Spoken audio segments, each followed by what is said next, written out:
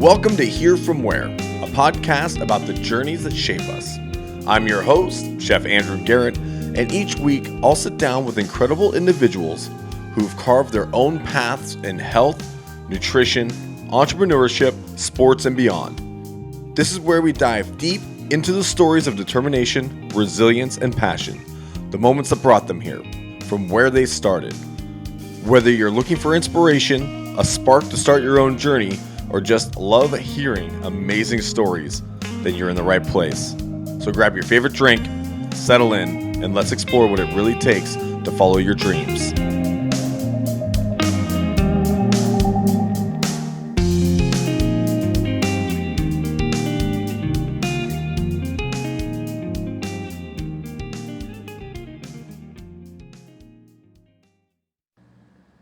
Good afternoon and welcome to another episode of Where From Here with Chef Andrew Garrett. Today I am joined by Kean of Port Orford Sustainable Seafood, a sustainable seafood company out of Southern Oregon, and one that I absolutely love. I've been to the facilities, I've been and met the fishermen, I've met the people that do the cutting, the production, and as well as the delivery drivers. So I'm really excited to kind of jump into the history of Port Orford Sustainable Seafood, why you guys got started, how it got started. Kean, thank you for joining me today. I appreciate it. Happy to be here with you, Chef Garrett. Good to connect with you again. It's been a little while. Yeah, no, it really has. I feel like it's been at least 2 years since I've seen your face. I think so. Yeah. Yeah, and the beard definitely looks like it. For those that are listening, there is no video attached to this podcast, but Kean has an epic, amazing beard. So. I'm trying to become more of a seaworthy looking type. Is that part of the deal? Being a proper boat captain is to have a truly epic beard? I think that it probably provides street cred. Yeah. And as somebody who does not captain a boat, I have got to do everything I can to, command the space. So. Right. No, that's totally understandable. So tell me what your role is with Port Orford, and how did you guys get started? Like what is the history behind the organization? Yeah. So the history goes back to the first decade of the 2000s, like 2008, I believe the idea for the company was born. We were started as an initiative of a nonprofit, the Port Orford Ocean Resource Team, which wanted to form a marketing wing to help promote consumption of Port Orford caught fish, because all of the fish that was landed in Port Orford at the time was put on a truck and shipped out of town and lost its identity into the muddy supply chain of seafood, as we like to say. And we wanted to upend that and try and give become a storytelling device for Port Orford caught fish, and at the same time create a niche market which would have a way to pay the fishermen more, a way to have local jobs in the seafood industry. So it started with very socially minded goals of retaining our catch in Port Orford and making a name for ourselves on the way of life that we carve out here as a fishing community. And over the years, we've adapted different models to serve our purposes. Initially, we were just going to farmers markets and selling direct to folks like that, but being in a kind of out of the way place, it meant a 3-hour drive to pull that off. So we adopted a model called the community supported fishery model, where we deliver to our members around the state once a month and have like nodes around the state with chest freezers that are hosted by businesses, co-ops, breweries, restaurants are the primary example. And then our members go and retrieve their fish. So that allowed us to service more people more efficiently. And that's been kind of the bread and butter of Port Orford Sustainable Seafood for the last more than decade, I think. And more recently, we've started selling fish through what we're calling the Galley, which is like a pop up restaurant that operates out of our processing facility, and so that along with a handful of commercial accounts create kind of the three-legged stool that's Port Orford Sustainable Seafood. We got our wholesale accounts, we've got our direct sales through the processing room and restaurant, and then our loyal member base that's based around Oregon, from Portland to Ashland to Bend, mostly on I-5. And yeah, that sums up what we're pulling off, I think. That's amazing. I didn't realize that you guys had started in 2008. I thought, because I think that we first met sometime around 2014, 2015, Yep. and I was under the impression at the time that it was relatively new, but I think that it was just the community sourced uh, aquaculture that was beginning to take off at that point. Yeah, I think that was definitely a turning point when we met you. We secured some funding through USDA, and that allowed us to grow the concept of our community supported fishery, and got some web work done. Um, with oh shucks, I'm forgetting his name right now. Royal. With Royal, yeah, and Royal helped us build out a really nice website, which then allowed us to grow our market through the CSF. Um, Over the years, I think you always need to update your website. It seems like Yeah, it's a nonstop thing. So aggravating. you hit something immediately that really, the first time that we met, rung like really hit a chord with me, and still does to this day, is the muddy supply chain of Oregon fisheries. Could Yeah. we get kind of dive into what that really looks like? And I mean, and it's still, to my understanding, that Port Orford is still one of the smallest fishing fleets on the West Coast. Is that correct? It is a small fleet, but it's also a small town. So it's interesting. There are about 35 boats, but they play a big part in our town because there's only 1,000 people here. So we're a small fishing town. Um, yeah, but then right to the north, Charleston is the next big fishing location, and they've got way more boats, and they've got bigger boats that trawl, participate in different fisheries, trawl fisheries. And to the south, Crescent City is the next place that you hit, which also can afford to have larger boats operate out of there. So we're kind of an interesting niche boat type here, where we're all small. There's not that many of us. We participate in a lot of different fisheries to make it work. Right, and the majority of your catch is also line caught, correct? Totally, yeah, 100% line caught. Um, That's Whether awesome. it's a long line, we do long line. We do go jigging, and then people trap crab with pots. Dude, that's awesome. So for those folks that are listening that don't understand the difference between like trawl fishing versus line fishing, could you break that down for us? Yeah, so trawling refers to dragging a net, whether it be a mid-water trawl, so in the middle of the water column, or sometimes there's bottom trawlers that are also, dragging the net along the bottom of the ocean. Um, Whereas for us, we fish with hooks and lines, and then so like long line, you're sending out, hundreds of hooks on miles of fishing line that are suspended in the water, um, with bait, and they soak, or sit there and soak for a little while, and then you haul them back in, and that's one way that boats catch fish here.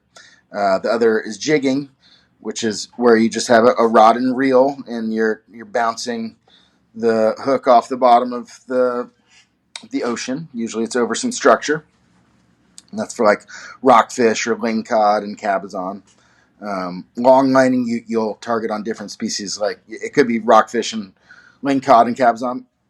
Also, it's often deeper water fish like black cod, and then crabs you catch with traps. So there's lots of different gear types. Salmon is caught trolling, not trawling, but trolling, and that's where you drive kind of at a slow speed through the water, and you've got hooks set out that are trying to at a certain depth that are trying to find the salmon.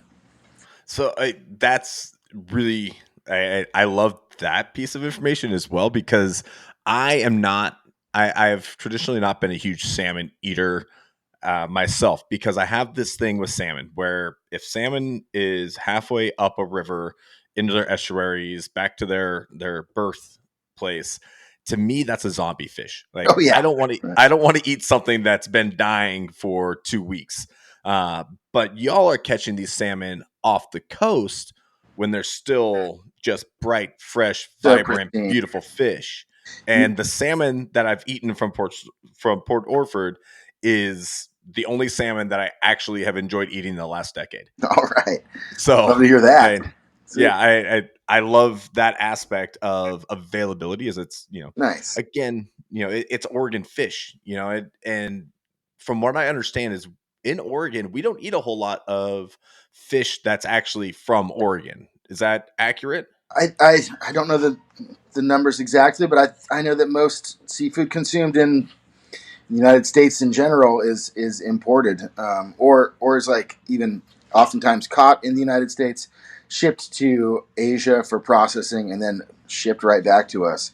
So it's kind of Wait, they ship it from here yeah, to another country, process it, and then ship it back? yeah, yeah. We all know how much sense that makes because it's easier to or it's cheaper to process it over there.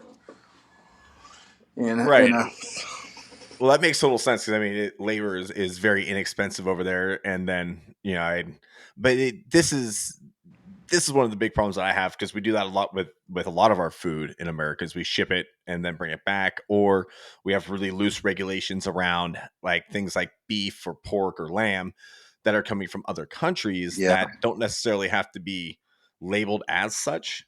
There's actually a big loophole in USDA right now that I think really needs some attention, needs to be closed. Is you can ship an entire beef carcass into America, and if it's processed in America, it could be labeled as product of USA, Oh wow, which is that's rotten. it's terrible. It's absolutely terrible, and we have so many great ranchers and farmers here. I Right. mean, we're relatively blessed because we live in Oregon, right? Like, I That's true. think that We've got good we options. we really do. And I think that it's more widely accepted here versus places like even as close as California, where, you have these giant populations of cities where, you have to really work to get out and find, locally grown foods. Whereas, for me, it's a 5 hour drive south to come see you guys. Uh, and I tell you what, for everybody listening, you need to go down and you need to go see Port Orford because it's a special place. You guys are how far from the California border? It's like an hour and a half to the California border. Okay. Yeah, little less than that maybe, but yeah, Yeah. I mean, amazing stretch of coast. It's like the Big Sur of Oregon. This Yeah, I need to get down this summer and do this the kayak rock fishing. yeah. Oh man, Dave Lacey with South Coast Tours uh, does a great job. If you're looking to hire someone to get you out there, or if you've just got your kayak, then game on. Oh, I don't have any equipment. Okay. I've recently this year I've really gotten into rock fishing on the coast, and I've been going out at Depot Bay Okay. with some folks out there. And I mean, Right. for $100, you go out there, catch a charter, 5 hours on the ocean, catch 20 to 30 pounds of Oh, fish, and you so come back fun. home. Oh, it's amazing. Like, it just in there jigging. Like some people would think that that's a really boring like Oh, process. when it's hot, it's hot. It is. Yeah, and it's awesome. Uh, So, what species of fish are you guys mostly catching down there? I mean, the we catch a lot of like nearshore fish. There's a real active like live fish fishery. So um, they got to the Port Orford Reef on nice days, and they jig up all different colored rockfish, vermilion, china, then cabzon and lingcod, and they keep them alive in their hold, and they'll sell that into the Asian market. People come down from Portland and purchase a lot of live fish that goes back up to those markets. Um, So that's a real active fishery. Then there's the black cod fishery, which is a deep water fish that they go offshore for, and that's long line. And there's a lot of boats with quota for that, so they'll do that. Um, then seasonally, there's always the halibut opener in the summertime. Now they get usually like 3 different openers or seasons. There are 72-hour seasons. But so for like 9 days over the course of the summer, there'll be designated derbies on halibut. Huh. And that's done with long line and usually has like a bycatch of black cod too. So you're bringing both of those things home. And then people will go target on salmon in the summertime. They're also like they're limited seasonal windows that allow people to get out there commercially. Um, and those are usually like Sacramento River fish that are swimming south to their natal waters. And that over the course of the summer. And then we have a small, what's called a bubble fishery on the that are specifically Elk River salmon that are returning to, like out right by Cape Blanco. So then they'll go and troll in front of that for there's usually a couple week period in the fall when they can do that. And then albacore tuna can be here between July and October, and so people will occasionally go offshore to chase the warm water that they come in with, and it's also like a troll fishery where you just throw hooks out the side and hand line them back in. Heck yeah. Albacore is one of the I think that albacore is the one fish that Oregonians should be eating the most of. And I think one of the things I really love about what y'all are doing are the albacore pouches. Oh yeah, Uh, I mean, it for anybody who's ever, you know, bodybuilders, people that are watching their health, they're trying to get protein, they're trying to get, hit all those boxes, sustainable, healthy, clean. The albacore tuna packs you guys are putting together are phenomenal. Uh, thank you. and I mean, it's so much better for me. It's so much better than just like having to crack open a can. It feels like it's much fresher. It feels like it's much more flavorful. The fish is fantastic, and I think Good, that for anybody that's listening and is going to sign up and join, is immediately just put the packets in your cart because you're going to love nice. them. Oh, I love What it. Yeah, I mean, it's all how you handle your fish, and all of our guys, are immediately bleeding the fish and then putting them in a real cold ice slurry to cool their temperature down, and they're handled one at a time. It's like we've all most of us have seen that nightmarish footage of people catching tuna on the high seas where it's just they're just throwing them into a trough and they're kind of cooking themselves on deck when they skitter around like that.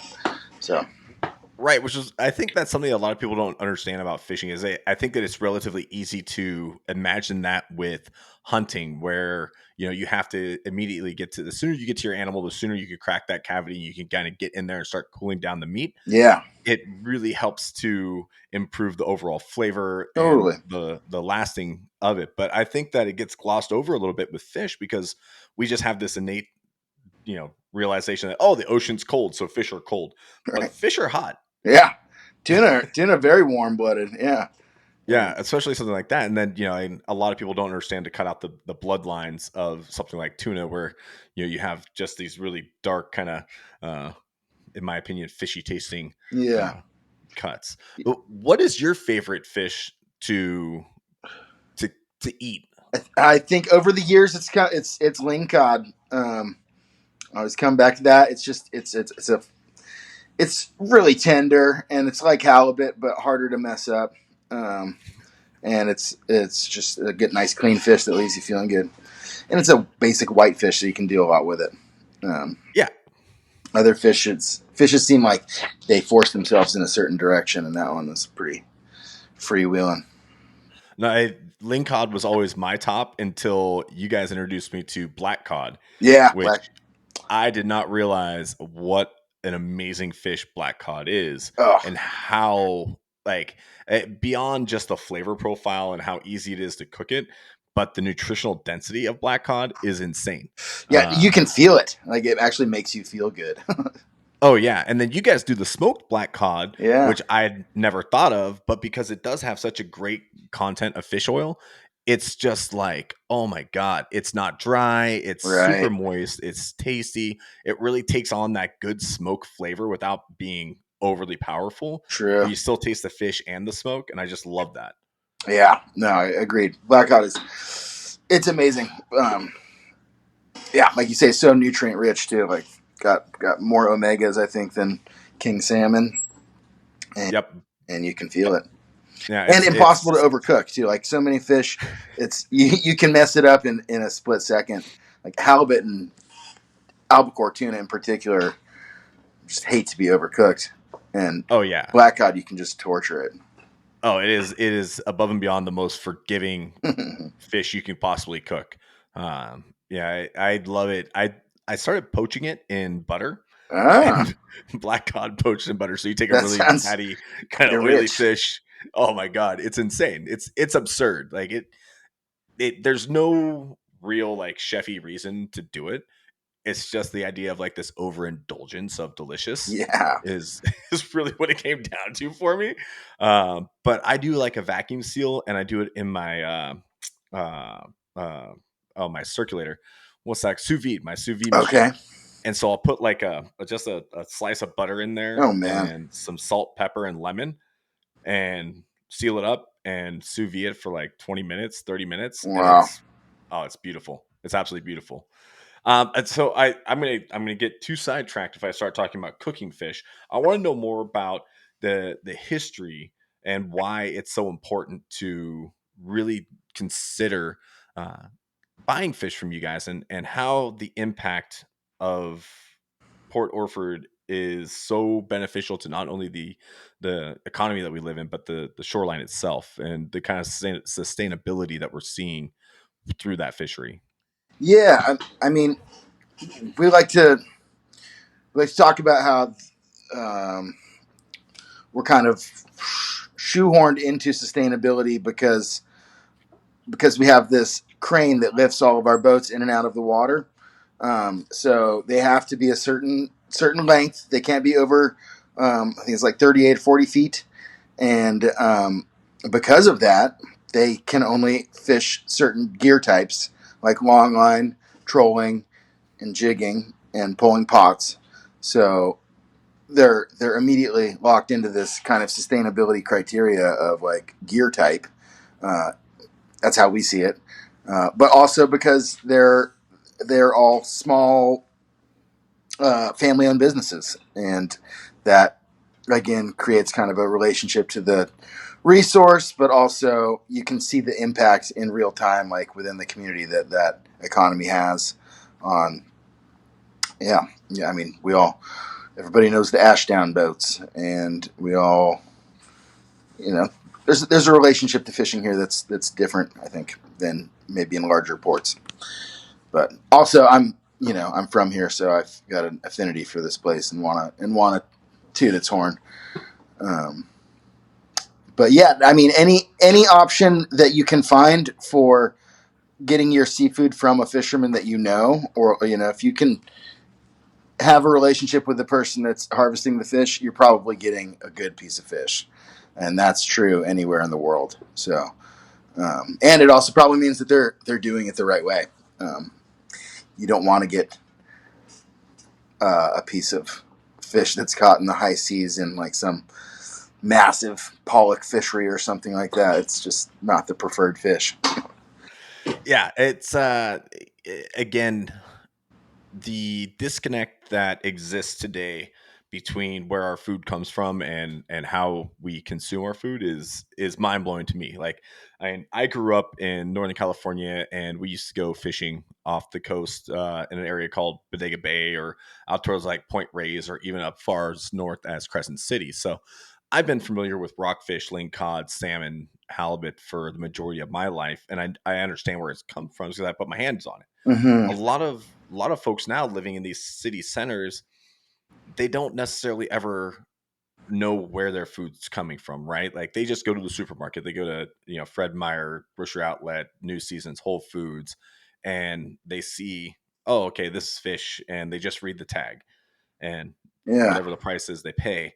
But to understand how much actually goes into catching the fish, freezing the fish, moving the fish, uh, is something that there's just a huge disconnect, right? Like folks don't see their fishermen like they do, like maybe a rancher maybe is a little bit closer, but still there's such a wide disconnect. totally.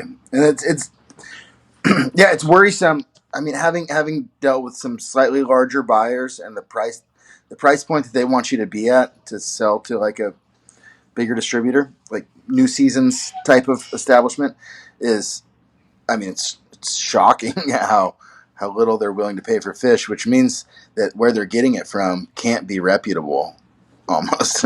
And the fact that they do things like when you go get fish at New Seasons, you're going to get it from a counter where it's already been thawed, and it's kind of like, why would you want to do that when we all know, like, I would like my beef or my pork to be frozen.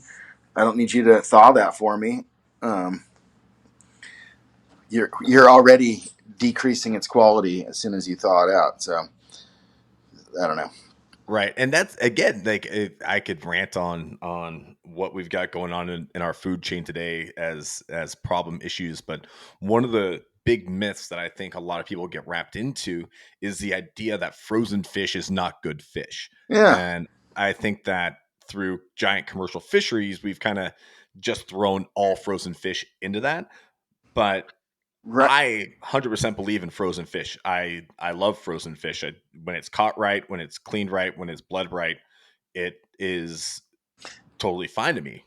Totally. And you'd like your fish to be frozen at like its peak quality, right? Like immediately, because I don't assume that somebody's going to catch a fish and get it to me quickly enough that I prefer it to be fresh. I it's if it came from the ocean, especially, it takes some time to get it to the end consumer. And also the misnomer that like frozen fish being bad, where like anything that's sushi grade has been necessarily frozen for 72 hours at negative 30 degrees and like cooked through freezing, to kill parasites. It's like, yeah, seafood's kind of misunderstood. It really is. What are some other myths that the average person usually hears about seafood? I mean, the preference of it being fresh is probably the most irritating one, because it's, I mean, there is something wonderful about going out and catching a fish and bringing it home and cooking it for yourself that same day. But yeah, other misnomers. I think that people don't understand how kind of complicated fisheries are, because there's, for every type of fish that you catch, there's going to be different rules attached to that type of fish, Yeah, and there's it seasonality to each one of those. So like, it's such a moving target. right. I just learned this year that cabazones Yeah, only have a specific fishery, and it's July yeah. So where we're at in Depot Bay. So right, exactly. And then sport and commercial are managed differently too. So there's different windows, and I mean, I think it's fun for the fishermen, but there's so much like info you've got to geek out on to effectively participate in fishing. It seems like. yeah, there's a plethora of different areas, different depths. I just Right. learned this last week is different fisheries along the Oregon coast have different limits and different quotas because of the depth uh, that fish exists. Right? Yeah, yeah. So like, and they move like conservation areas around between depths. So there's always like closures at different fathoms. Um, and I'm like, I'm commercial fishing adjacent with my job. So like, if I know that if I was uh, being looked over my back by someone who fishes commercially, they would be interrupting me probably throughout this, especially when I try and talk regulations. But I know that there's complexity there, and that it takes a lot of knowledge to to get it right. That's awesome. And so you grew up just north of Port Orford in Bandon, yeah? Yeah, or between Bannon and Port Orford and Langlois. Okay. So what did you do growing up as a kid? Like what was your free time? How did you guys get in trouble? Nice. We were, I grew up skateboarding, so trying to skateboard in the wrong locations was always a fun way to get yelled at. I remember one summer we were really interested in like how many roofs in Port Orford we could get on top of,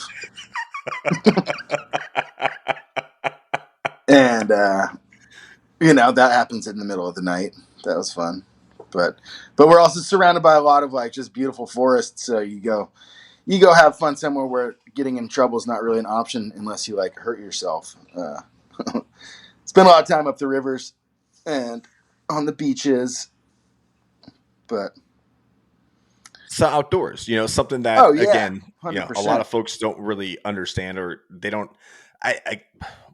I can't What did talk you? enough about how lucky we are to have an Is area that we have growing to up in live in. Central Coast California must be similar stuff, right? Like Oh yeah, it's very similar. You're playing in the creek, running in the woods, totally. uh, doing all kinds of dumb shit in the mountains, and trying to get myself in trouble. Uh, but at the end of the day, you learn so much about the land, right? And I Yeah, think yeah. that that again, one thing that Port Orford is doing is really connecting people back to Oregon itself and connecting it back to our real fisheries, and eating food that's from here and supporting small businesses. Because, like you said, I mean, these are all small.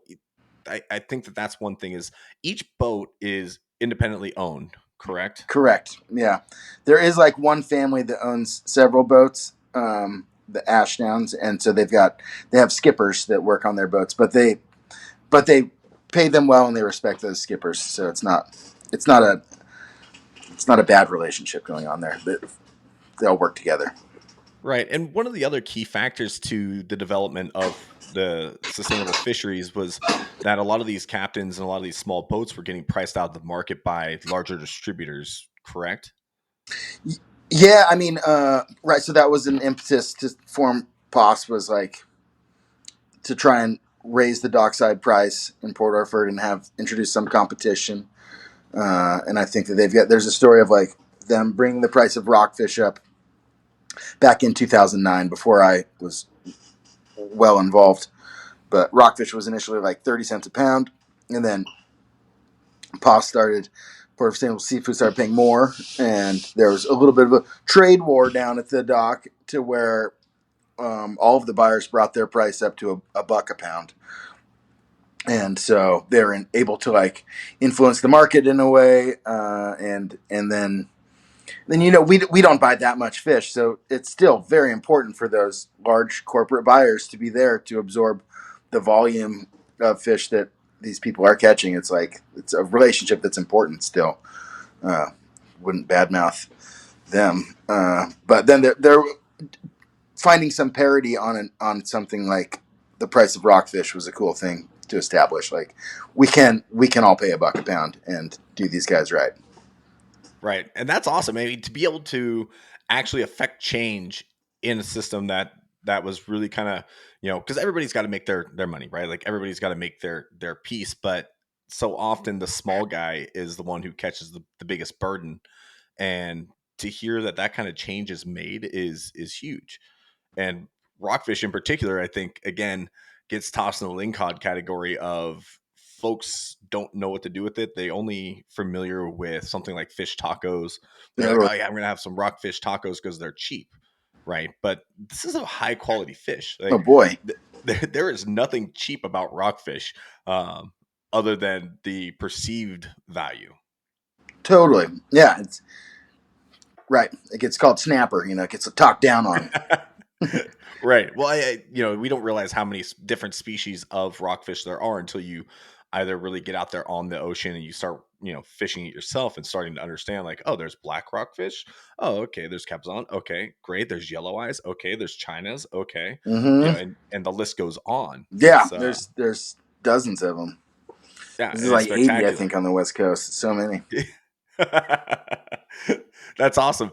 And so, aside from the commercial aspect, do you guys do any kind of what is your participation in like local environmental stuff? Like I know that you guys are involved with helping with some of the cleanup of the coast and Yeah, working. I mean, we're like the facility that we're in was the building was initially donated to the Ocean Resource Team, which also formed Port of Sustainable Seafood. But they, when that nonprofit sunset, they divested of this property to Oregon State University. So now we live side by side. Like our processing facility is in what is a OSU facility. Uh, um, so we work with the scientists that come down here and do their work primarily in the summertime. We work with ODFW for sampling fish.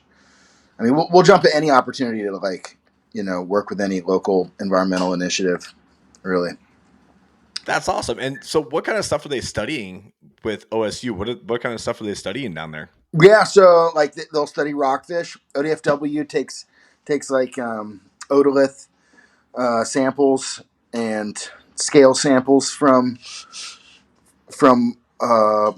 groups of rockfish that come in, as well as lingcod and black cod. So they'll sample a lot of things just to see like the age of the fish, as part of conducting their stock assessments. Um, there's a real active like gray whale monitoring program in Port Orford now, and they come Oh, down every sweet. summer and sort of check out this pod of gray whales that hangs out around Port Orford and doesn't make its trip all the way back up to Alaska for the season. So that's kind of a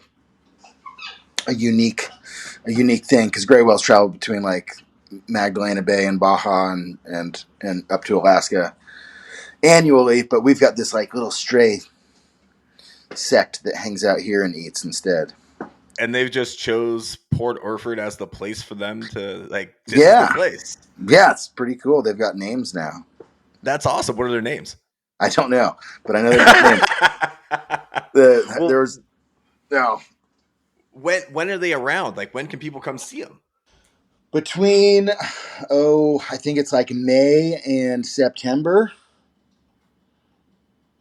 and Oh the yeah. whale team will be here. They've been an ongoing group from OSU that will be. They go out in kayaks, and they've got a spot in the cliff where they check them out with binoculars, and they're studying where they're feeding and what kind of stuff they're feeding on. But yeah, there's always we've got a kelp project going on now too. The purple urchins have been devastating our kelp forests because that's just a population that's gone out of control. So now they're trying to reestablish kelp forests here, by killing off these like urchin barrens, but also finding a way to like farm kelp. There's a number of cool Interesting. things So going so on. urchin are these purple urchin? Are they uh, indigenous to the coast, or are they an invasive species?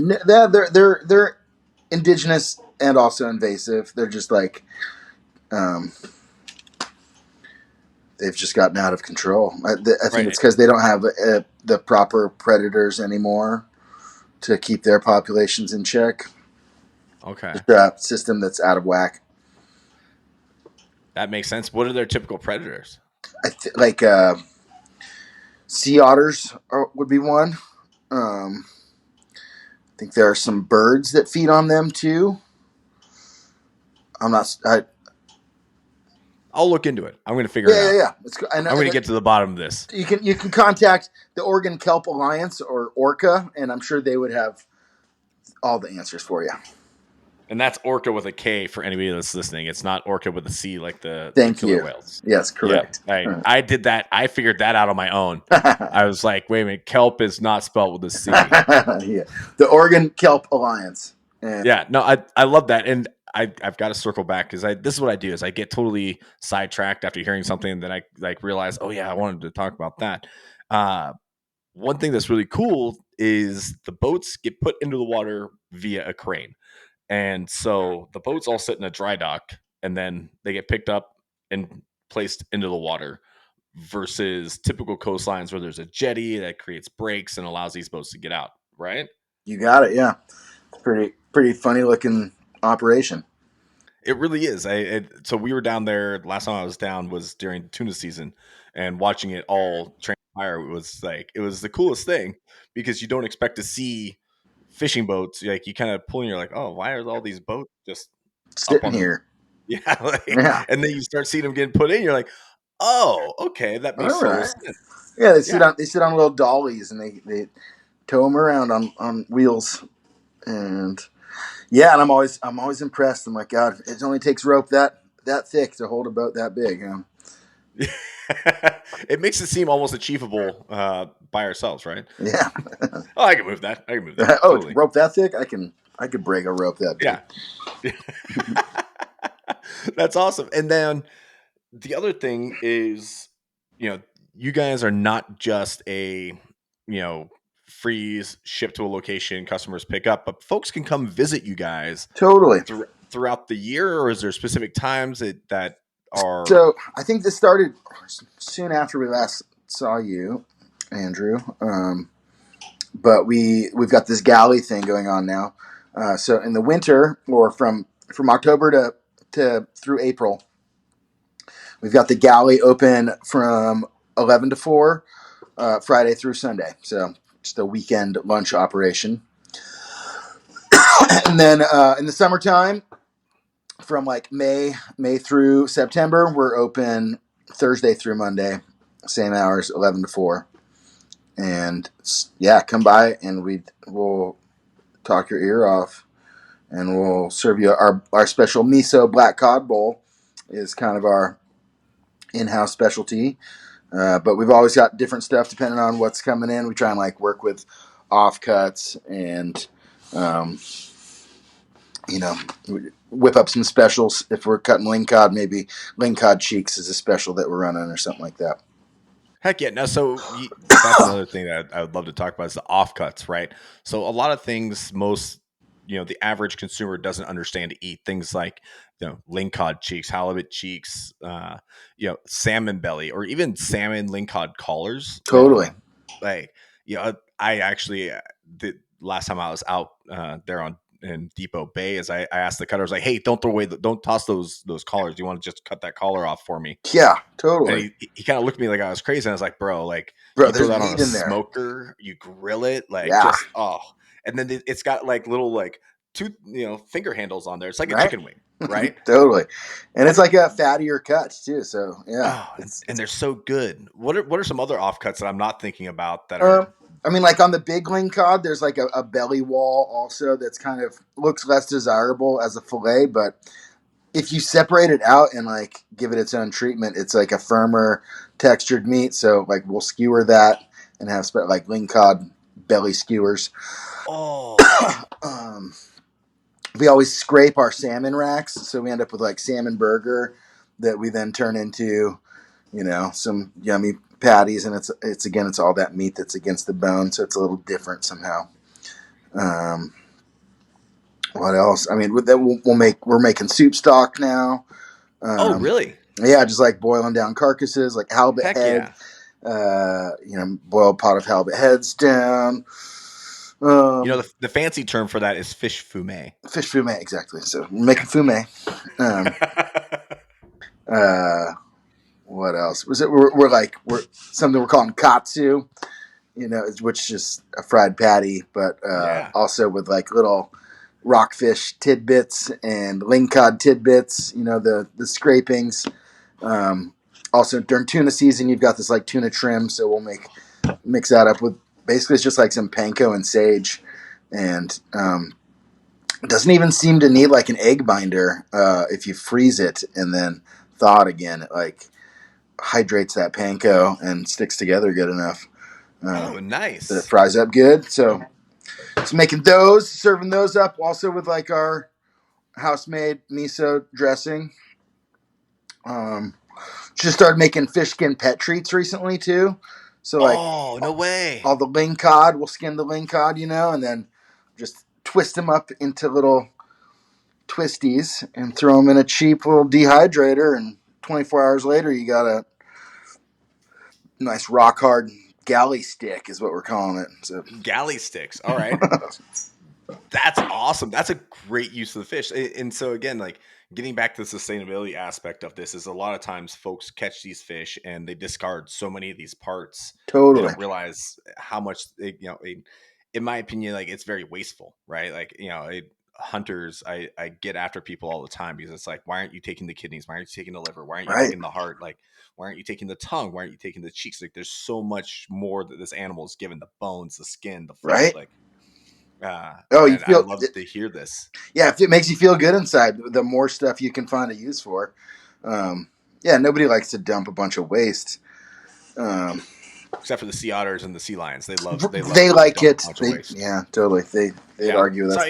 There's this cool there is a project found out about recently called 100% Fish, and it is so. There's this group in Iceland who the quotas were reduced massively for them, so they basically had like a national challenge of like how can we use more parts of the fish, find value for more parts of the fish, and specifically cod in their case. And so now they've got all these products that they've managed to create, like fish bandages for that are used in the medical industry, because like fish skin is like a really nice, strong, makes it extremely strong bandage if it's sterilized. Um, Fish skin leather that they're like turning into clothing. Then of course they're like pressing the cod livers for oil. There's like another medical device that they've figured out how to create through fish. Collagen is another one. So like, yeah, it's a cool project. 100% fish. And 100% fish. I'm going to check them out because that is pretty fantastic. I mean, again, with my background now in nutrition, is like yeah, fish is one of the healthiest things you could possibly eat, and I don't think most folks understand how much more of the fish that you can get. Right, like liver is one of those things. Like liver, no matter what, no matter how you do it, it's going to be liver. But lingcod liver is a fascinating flavor to me. I was first introduced interesting. to fish liver via monkfish liver Okay. with the Japanese chef that I worked for, and he would make it and make like this really. It tasted like cat food. Yes, and it was it was gnarly. And so I've taken to trying to make it in a way that I like it, which is I'm very uh, I'm a child when it comes to offal, but I want to eat it because I know the nutrition behind it, but I also know the value that the fish had for that. Um, so like lingcod liver is super good. It's Is it so full of all those great omega fatty acids that cool? everybody wants to talk about and how it's so great for your skin. Like ladies, if you're listening, lingcod liver is 100% going to make you look 10 years younger the more you eat it. Crazy. Yeah, I gotta. I'm gonna try that it's next time. nuts. I've not tried lean cod liver. I've tried the black cod liver, and it's really rich. It's like maybe a little too rich for me, but Yeah, I saute it with a little bit of shallot, some garlic, and then I hit it with some brandy or some cognac, okay, and then a little bit of heavy cream and thyme, okay. and then I puree it into a Ah, puree. I let it settle overnight so it's nice and chilled, and I just spread it on bread the same way I would like elk or venison liver. okay. Uh, Yeah, well, the same pate. deal, but it has a little bit more of the saltwater flavor behind it. Like it has like this is I'm eating fish liver versus beef, elk, black-tailed deer, where you really like this is a little bit more like from the land. Interesting. Um, but super super good flavor profile on them. Cool. Uh, let's talk about bycatch because one of the things that I got from you guys that again the average consumer is not going to know what to do with, but I grew up with it, so I knew what to do with it. Is wolf eel. Oh yeah. I mean, wolf feels great. Oh, it is the gnarliest looking critter, Oh but yeah. I tell you what, like it smokes up great. I was doing it like you guys are like you're talking about with the Yeah, you hooked me lingcod up with some of that belly. last time you were here. Yeah, Oh man, so good. I it was so good. What other kind of bycatch do you guys wind up with that's not your average consumer fish? Um, let's see. I mean, you get a fair amount of bycatch. Skate, long nose and big skate. Like it's like a ray, but it's a skate. It's got a tail on it, but also that's an amazing fish. It's not a you do discard a fair amount of that. You just take the fillet off of the wings, and then you can get like a knob, was what they call it in the cheek, skate cheek, and um, I think actually one of my skate recipes is on the website still. Oh, it is. Yeah, Yeah. skate Gribbanache. That's what it is. Yes. Yeah, Oh my god, I love skate. They again, folks don't know what to do with it, and it's such an easy fish to work with. And I mean, I say easy. I like frying it, but I've also grilled it, and I've also just like hard seared it, totally. because it does have more of a texture to it versus your average lingcod, rockfish, halibut, where it's a little bit more flaky. Yeah, Flake has a much more of a firm texture. It's a lot like shark. right. Yeah, because it's from the shark family, right? Like Yeah, it's totally. similar. They share the same funny looking eyeballs. That's for sure. Yeah, that's absolutely. And there's a very specific way that you have to clean skate, right? Like you have to really like be careful of breaking a membrane or something like that. You don't want to get into its belly, yeah, into its organs. I mean, it's I guess like cleaning a deer too. You don't want to poke through certain sacks, right?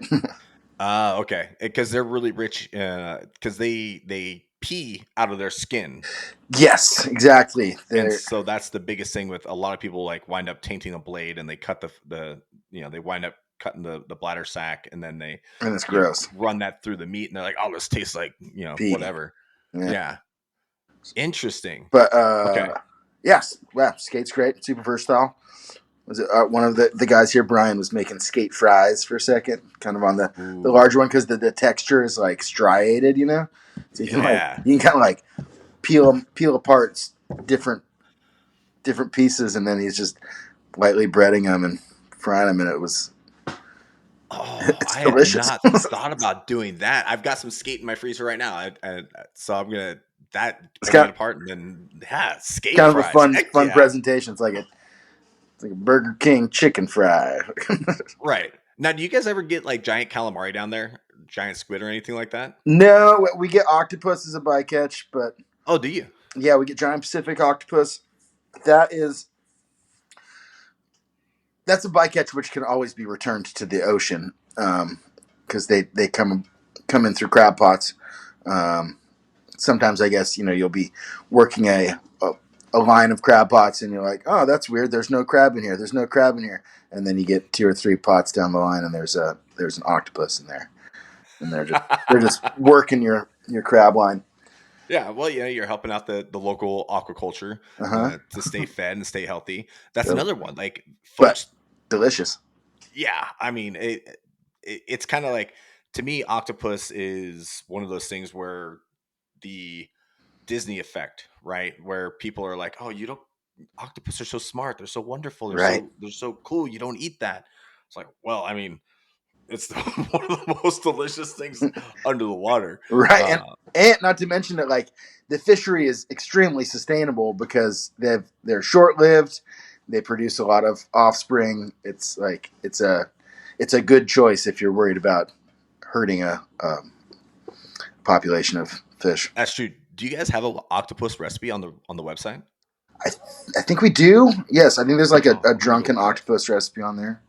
I like the way that sounds. And yeah, I mean, octopus wants you can mess it up pretty easy. It wants tortured for a long time. Yeah, Like yeah. It's kind of like tongue, right? yeah, It's you gotta boil the heck out of it. You gotta yep, make sure that you boil it to the right point because there's a very very short window between totally, perfect texture and mush, and totally. so it's a little bit of a delicate critter. But I mean, And one of my favorite preparations. it likes a little acid too with the boiling. I think like Hmm. some citrus and or like wine to help kind of break down its structure and soften it without Yeah, I do mushing it. a Riesling braised Ooh, octopus dish, and so it with using a white wine versus a red wine, you wind up keeping the octopus's natural color to it, so it has that ah, really bright red and white to it, and you just braise it the right amount, and then you hit it on like a flat top really hard. With a little bit of olive oil and just like get the tentacles kind of crispy and the skin crisp up, oh and then you yeah, slice that nice and thin with like a simple romesco. Oh, I mean, it's a very Spanish style dish, and it's one of the things I loved eating when I was in Spain. yeah. Oh, it's a killer. Oh, getting hungry. Good. Absolutely, and I cannot believe that we've already hit our 1 hour mark. All right, Uh, and it was a very fun quick chat. Good. Yeah, like I thought for sure this is going to be like just seemed like it was going to take forever, but the good ones always feel like they take 20 minutes and I'm like I just want to keep talking and talking, but Totally. I think that the attention span for my listeners, no offense everybody, I love you, is like an hour. Yeah, I think Because I everybody tunes out after an hour. Yeah. That's enough. So I'm going to list all the places that people can find you guys in the show notes, but just so people can hear it Cool. from your voice, where can people find information about Port Orford Sustainable Seafood and what you guys are doing? Yeah, thanks for the shout out. You can visit our website, posustainableseafoods.com, and that's where you can get signed up to become a member in the CSF. Learn more about Port Orford if you care to. And then our delivery zone is from Portland to Ashland, up and down I-5. We're also in Bend. In Bend, our pickup location is a private residence, and also Rain Shadow, which is like a little CSA just outside of Bend. But then we've got like 4 locations in Portland in every quadrant of the city. We're in Salem, we're in Corvallis, we're in McMinnville, we're in Eugene in a couple locations. We're in Roseburg, Medford, Ashland, Grants Pass, Cave Junction, Jacksonville, Coos Bay, Port Orford. I may have missed one or two, but we're probably fairly close to you if you're in Oregon. Heck yeah, that's awesome. I love that you guys have so many locations now. Yeah, we filled it out. We work with a lot of really cool businesses too. So shout out to those guys. Our community partners are big partners. It's important, and they're businesses that you're going to be stoked to visit, and hopefully patronize also, because we Yeah, like to hook you into the right businesses with that's got what the it's all right about. stuff. Right? We're all in this together, and I Yeah, think that what you guys are doing is fantastic, and I really appreciate you taking the time to sit down and chat with me today. And I look forward to getting more people eating Oregon fish. right Keen, thank on. you so much. I appreciate you, my man, Thank you, Chef and Garrett. I Great to look see you. forward to Great to seeing you here chat. soon. Likewise. Have a good one, All right, brother. brother. All right, bye.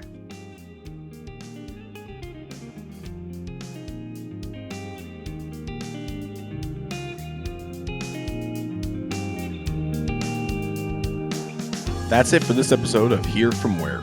Thanks for tuning in, and if you enjoyed the conversation, be sure to subscribe and leave a review. A huge thanks to Justin Pitaleski for the music and sound production, and until next time, keep exploring, keep learning, and keep moving forward. All the best, and happy cooking.